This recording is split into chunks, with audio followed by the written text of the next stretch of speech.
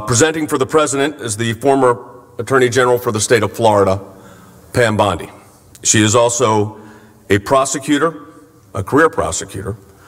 She's handled countless cases. She's going to discuss an issue that the House managers have put pretty much at the center of their case, and that's the issue of corruption in Ukraine, particularly with regard to a company known as Burisma. I yield my time, Mr. Chief Justice, to former Attorney General Pam Bondi. Chief Justice. Senators.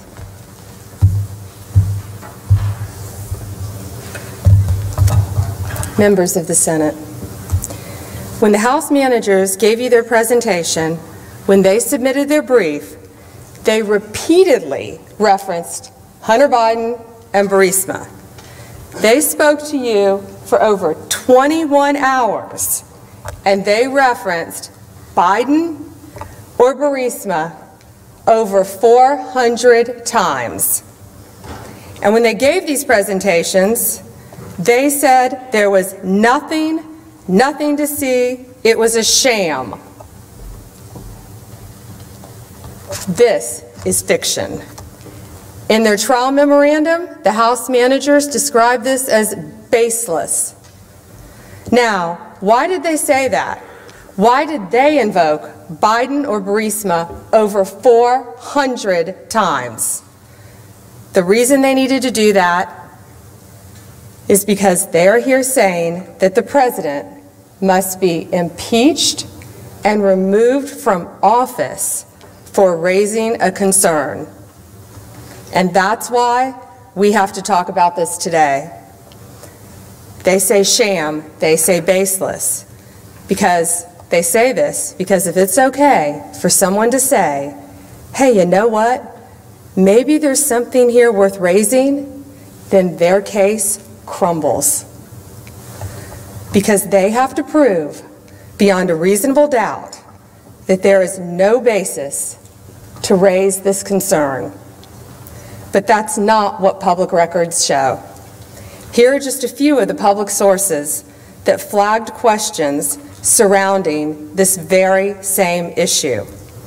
The United Kingdom Serious Fraud Office, Deputy Assistant Secretary of State George Kent, Hunter Biden's former business associate, an ABC White House reporter, Good Morning America, ABC, The Washington Post, The New York Times, Ukrainian law enforcement, and the Obama State Department itself. They all raised this issue. We would prefer not to be talking about this. We would prefer not to be discussing this. But the House managers have placed this squarely at issue, so we must address it. Let's look at the facts. In early 2014, Joe Biden, our Vice President of the United States, led the United States foreign policy in Ukraine with the goal of rooting out corruption. According to an annual study published by Transparency International, during this time, Ukraine was one of the most corrupt countries in the entire world. In Ukraine, there's a natural gas company called Burisma. Burisma has been owned by an oligarch named Mykola Zlochevsky. Here's what happened very shortly after Vice President Biden was made U.S. point man for Ukraine. His son, Hunter Biden, ends up on the board of Burisma, working for and paid by the oligarch Zlochevsky. In February 2014, in the wake of anti-corruption uprising by the people of Ukraine, Zlochevsky flees the country, flees Ukraine.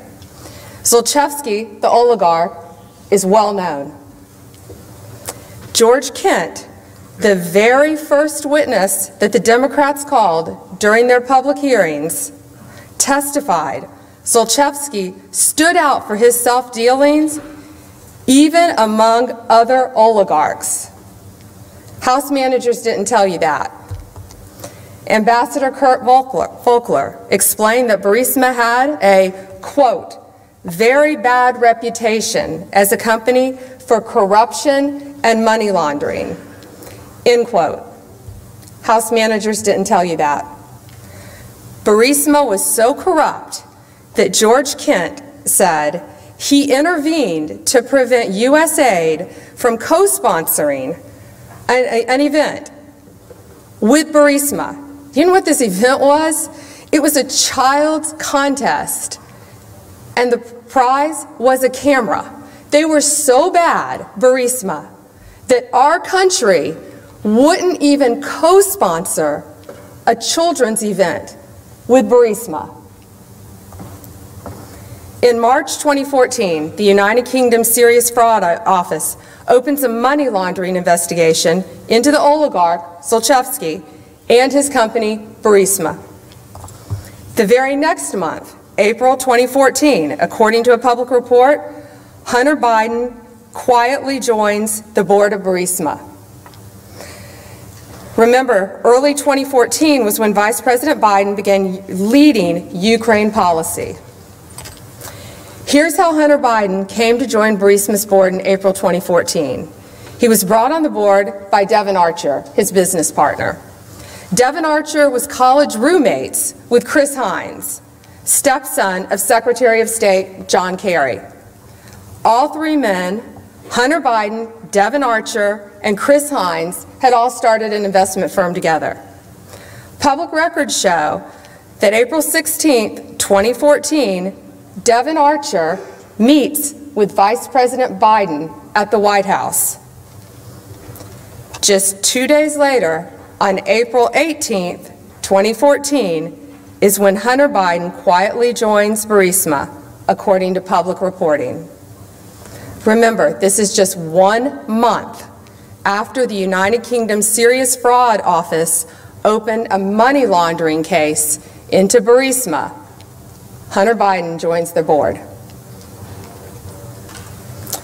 And not only 10 days after Hunter Biden joins the board, British authorities seize $23 million in British bank accounts connected to the oligarch Zlochevsky, the owner of Burisma. Did Hunter Biden leave the board then? No. The British authorities also announced that it had started a criminal investigation into potential money laundering. Did Hunter Biden leave the board? No. What happened was then, only then, did the company choose to announce that Hunter Biden had joined the board after the assets of Burisma and his oligarch owner, Zlochevsky, were frozen and a criminal investigation had begun. Hunter Biden's decision to join Burisma raised flags almost immediately. One article from May 2014 stated, "The appointment of Joe Biden's son to the board of Ukrainian gas firm Burisma has raised eyebrows the world over." Even an outlet with bias for Democrats pointed out Hunter Biden's activities created a conflict of interest for Joe Biden. The article stated, "The move raises questions about a potential conflict of interest for Joe Biden." Now, even Chris Hines, Hunter Biden's own business partner, had grave concerns. He thought that working with Burisma was unacceptable. This is Chris Hines. He was worried about the corruption, the geopolitical risk, and how bad it would look. So he wisely distances himself from Hunter Biden and Devon Archer's appointments to Burisma. He didn't simply call his stepfather, Secretary of State, and say, "I have a problem with this." He didn't tell his friends, "Hey guys, I'm not getting on the board. I want nothing to do with this." He went so far as to send an email to senior State Department officials about this issue. This is Chris Hines. He wrote, "Apparently, Devin and Hunter have joined the board of Burisma, and a press release went out today. I can't speak to why they decided to, but there is no investment by our firm in their company." What did Hunter Biden do? He stayed on the board. What did Chris Hines do? He subsequently stopped doing business with his college roommate, Devin Archer, and his friend, Hunter Biden. Chris Hines' spokesperson said, "The lack of judgment in this matter was a major catalyst for Mr. Hines ending his business relationship with Mr. Archer and Mr. Biden." Now, the media also noticed. The same day, an ABC News reporter asked Obama White House Press Secretary Jay Carney about it. Here's what happened. Hunter Biden has now taken a position with the largest oil and gas company, holding company in Ukraine. Is there any concern about at least the appearance of a conflict there? See the vice president. I would refer you to the vice president's office. I saw those reports. Hunter Biden and other members of the Biden family are obviously private citizens, and where they work is not does not reflect an endorsement by the administration or by the vice president or president. But I would refer you to the vice president's office. The next day, the Washington Post ran a story about it. It said, "The appointment of the vice president's son to a Ukrainian oil board looks nepotistic at best, nefarious at worst." Again, the appointment of the vice president's son to a Ukrainian oil board looks nepotistic at best, nefarious at worst. And the media didn't stop asking questions here. It kept going. Here's ABC. You have to fight the cancer of corruption. But then, something strange happened. Just 3 weeks later, a Ukrainian natural gas company, Burisma, accused of corruption, appoints Hunter Biden, seen here in their promotional videos, to their board of directors, paying his firm more than $1 million a year.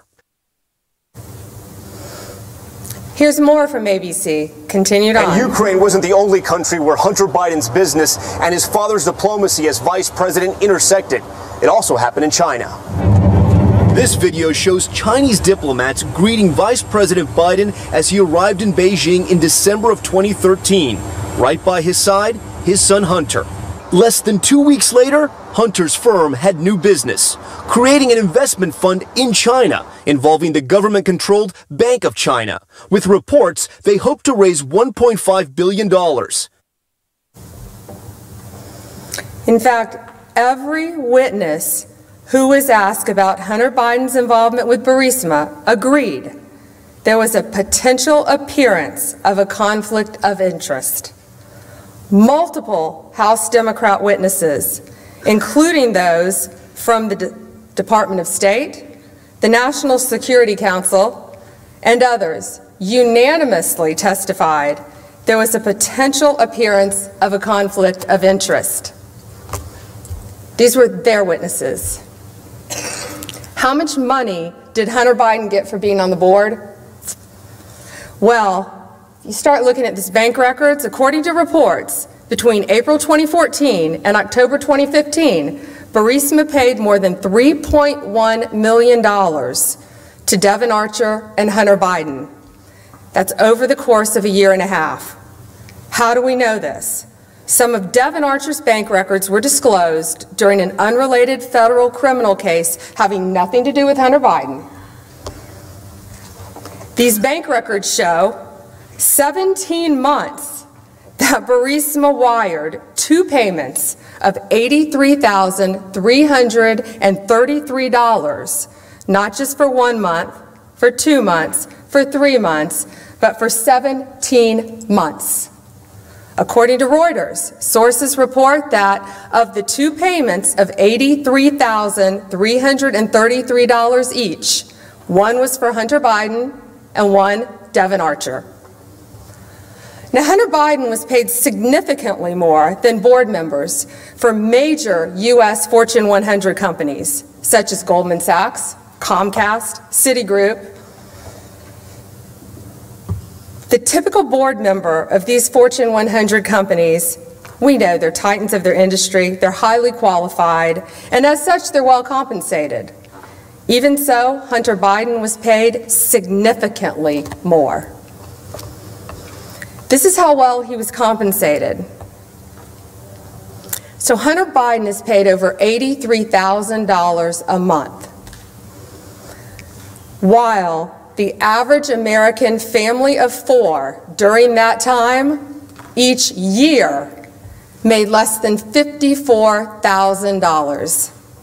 And that's according to U.S. Census Bureau during that time. And this is what's been reported about his work on the board. The Washington Post said, quote, "What specific duties Hunter Biden carried out for Burisma are not fully known," end quote. The New Yorker reported, quote, "Once or twice a year he attended Burisma board meetings and energy forums that took place in Europe," end quote. When speaking with ABC News about his qualifications to be on Burisma's board, Hunter Biden didn't point to any of the usual qualifications of a board member. Hunter Biden had no experience in natural gas, no experience in the energy sector, no experience with Ukrainian regulatory affairs. As far as we know, he doesn't speak Ukrainian. So naturally, the media has asked questions about his board membership. Why was Hunter Biden on this board? If your last name wasn't Biden, do you think you would have been asked to be on the board of Burisma? I don't know. Probably not. So let's go back and talk about his time on the board. Remember, he joined Burisma's board April 2014, while the United Kingdom had an open money laundering case against Burisma and its owner, the oligarch Zlochevsky. On August 20th, 2014, 4 months later, the Ukrainian Prosecutor General's office initiates a money laundering investigation into the same oligarch, Zlochevsky. This is one of 15 investigations into Burisma and Zlochevsky, according to a recent public statement made by the current Prosecutor General. On January 16, 2015, prosecutors put Zlochevsky, the owner of Burisma, on whose Hunter Biden sat on his board, on the country's wanted list for fraud, while Hunter Biden's on the board. Then a British court orders Zlochevsky's $23 million in assets be unfrozen. Why was the money unfrozen? Deputy Assistant Secretary Kent testified to it. Somebody in the General Prosecutor's Office of Ukraine shut the case, issued a letter to his lawyer, and that money went poof. So essentially paid a bribe to make the case go away? That is our strong assumption, yes, sir. He also testified that the Ukrainian Prosecutor General's office's actions led to the unfreezing of the assets.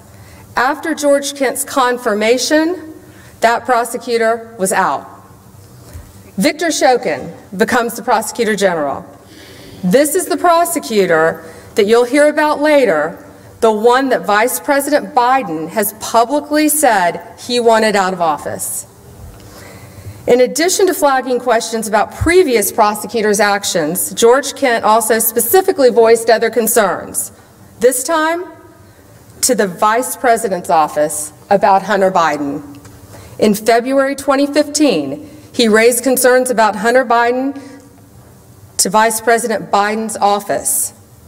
In a briefing call with the National Security Staff of the Office of the Vice President in February of 2015, I raised my concern that Hunter Biden's status as a board member could create the perception of a conflict of interests.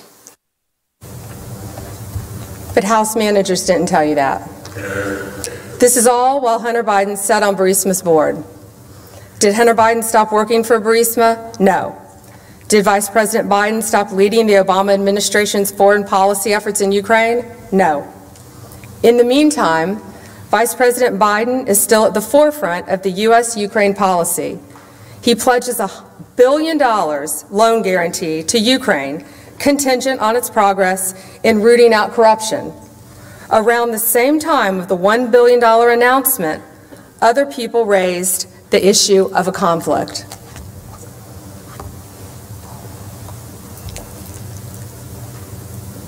As Obama administration's special envoy for energy policy told the New Yorker, it raised Hunter Biden's participation on the board of Burisma. He raised it directly with the vice president himself. This is a special envoy to President Obama. And the media had questions too. December 8th, 2015, the New York Times publishes an article that Prosecutor General Shokin was investigating Burisma and its owner, Zlochevsky.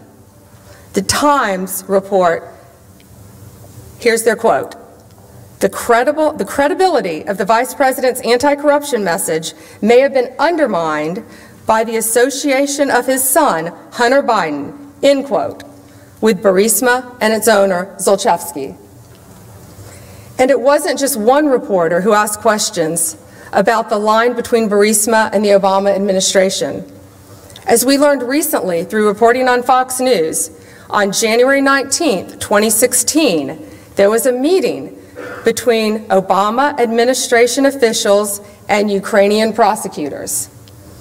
Ken Vogel, journalist for the New York Times, asked the State Department about this meeting. He wanted more information about the meeting, quote, where U.S. support for prosecutions of Burisma holdings in the United Kingdom and Ukraine were discussed, end quote. But the story never ran. Around the time of the reported story, January 2016, meeting between the Obama administration and Ukrainian officials took place, according to a Ukrainian press report, as translated, says, quote, the U.S. Department of State made it clear to the Ukrainian authorities that it was linking the $1 billion in loan guarantees to the dismissal of Prosecutor General Viktor Shokin, end quote. Now, we all know from the Obama administration and from the words of Vice President Biden himself, he advocated for the Prosecutor General's dismissal. There was ongoing investigation into the oligarch Zlochevsky, the owner of Burisma, at the time. We know this because on February 2nd, 2016, the Ukrainian Prosecutor General obtained a renewal of a court order to seize the Ukrainian oligarch's assets. A Kiev Post article published on February 4th, 2016, says the oligarch Zlochevsky is, quote, suspected of committing a criminal offense of illicit enrichment, end quote. Over the next few weeks, the vice president had multiple calls with Ukraine's President Poroshenko. Days after the last call, on February 24th, 2016, a DC consultant reached out to the State Department to request a meeting to discuss Burisma. We know what she said because the email was released under the Freedom of Information Act. The consultant explicitly invoked Hunter Biden's name as a board member.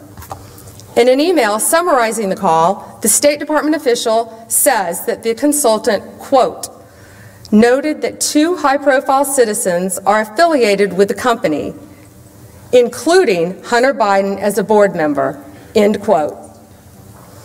She added that the consultant would, quote, like to talk with Undersecretary of State Novelli about getting a better understanding of how the U.S. came to the determination that the country is corrupt, end quote. To be clear, this email documents that the U.S. government had determined Burisma to be corrupt. And the consultant was seeking a meeting with an extremely senior State Department official to discuss the U.S. government's position. Her pitch for the meeting specifically used Hunter Biden's name. And according to the email, the meeting was set for a few days later. And later that month, on March 29, 2016, the Ukrainian parliament finally votes to fire the prosecutor general. This is the prosecutor general investigating the oligarch, owner of Burisma, on whose board Hunter Biden sat. 2 days after the Prosecutor General is voted out, Vice President Biden announces that the U.S. will provide $335 million in security assistance to Ukraine. He soon announces that the U.S. will provide $1 billion in loan guarantees to Ukraine. Now let's talk about one of the Democrats' central witnesses, Ambassador Yovanovitch. In May 2016, Ambassador Yovanovitch was nominated to be ambassador in Ukraine. Here's what happened when she was preparing for her Senate confirmation hearing. Congresswoman Stefanik had asked you how the Obama-Biden State Department had prepared you to answer questions about Burisma and Hunter Biden specifically. You recall that? Yes. Out of thousands of companies in the Ukraine, the only one that you recall the Obama-Biden State Department preparing you to answer questions about was the one where the Vice President's son was on the board. Is that fair? Yes. So she's being prepared to come before all of you, and talk about world issues, going to be in charge of the Ukraine. And what did they feel, the only company, the company that it was important to brief her on in case she got a question? Burisma. Ambassador Yovanovitch was confirmed July 2016 as the Obama administration was coming to a close. In September 2016, a Ukrainian court cancels the oligarch Zlochevsky's arrest warrant for lack of progress in the case. In mid-January 2017, Burisma announces that all legal proceedings against it and Zlochevsky have been closed. Both of these things happened while Hunter Biden sat on the board of Burisma. Around this time, Vice President Biden leaves office. Years later now, former Vice President Biden publicly details what we know happened, his threat to withhold more than $1 billion in loan guarantees unless Shokin was fired. Here's the Vice President. I said, no, I'm not going to, we're not going to give you the $1 billion. They said, you have no authority, you're not the president. The president said, I said, call him. I said, I'm telling you, you're not getting the $1 billion. I said, you're not getting the $1 billion. I'm going to be leaving here. And I think it was, what, 6 hours? I said, I'm leaving in 6 hours. If the prosecutor's not fired, you're not getting the money. Well, son of a bitch. Got fired. And they put in place someone who was solid at the time. What he didn't say on that video, according to the New York Times, this was the prosecutor investigating Burisma, Shokin.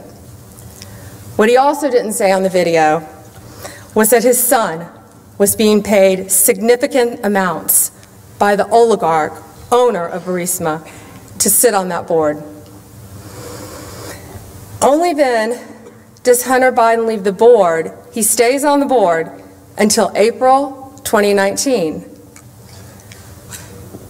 Now in November 2019, Hunter Biden signs an affidavit saying, quote, he's been unemployed and has no other monthly income since May 2019. This was in November of 2019, so we know from after April 2019 to May 2019 through November 2019, he was unemployed by his own statement. April 2019 to November 2019. Despite his resignation from the board, the media has continued to raise the issue relating to a potential conflict of interest. On July 22, 2019, the Washington Post wrote, the fired prosecutor General Shokin, quote, believes his ouster was because of his interest in the company, end quote, referring to Burisma. The Post further wrote that, quote, had he remained in his post, he would have questioned Hunter Biden. On July 25th, 2019, 3 days later, President Trump speaks with President Zelensky. He says, the other thing, there's a lot of talk about Biden's son, that Biden stopped the prosecution, and a lot of people want to find out about that. So whatever you can do with this Attorney General would be great. Biden went around bragging that he stopped the prosecution. So if you can look into it, it looks horrible to me. End quote. The House managers talked about the Bidens of Burisma 400 times, but they never gave you the full picture. But here are those who did. The United Kingdom Serious Fraud Unit, Deputy Assistant Secretary of State George Kent, Chris Hines, the ABC White House reporter, ABC, Good Morning America, The Washington Post, The New York Times, Ukrainian law enforcement, and the Obama State Department itself. They all thought there was cause to raise the issue about the Bidens and Burisma. Now the House managers might say, without evidence, that everything we just have said has been debunked, that the evidence points entirely and unequivocally in the other direction. That is a distraction. You've heard from the House managers. They do not believe that there was any concern to raise here, that all of this was baseless. And all we are saying is that there was a basis to talk about this, to raise this issue, and that is enough. I yield my time.